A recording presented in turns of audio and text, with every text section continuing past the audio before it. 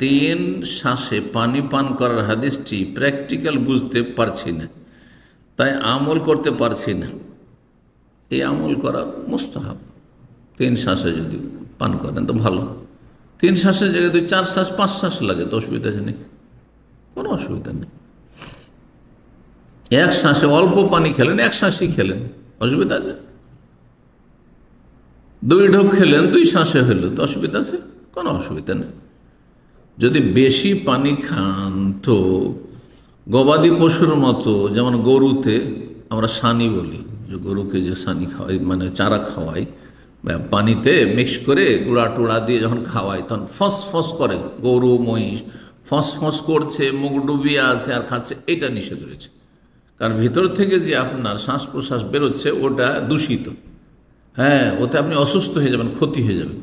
সেই জন্য বড় গ্লাসে পানি পান করছেন বা জুস পান করছেন, ঢক ঢক ঢক ঢক করে ফোঁস ফোঁস করে নাক দিয়ে মুখ দিয়ে ছাড়ছেন আর খাচ্ছেন, এটা আপনার ক্ষতি করবে, সেজন্য নিষেধ করা হয়েছে। অপছন্দনীয় কাজ, অপছন্দনীয় কাজ।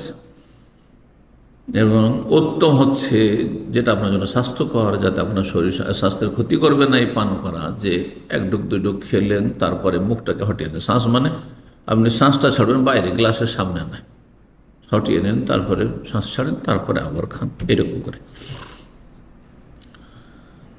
এ হচ্ছে এই হাদিসের উদ্দেশ্য।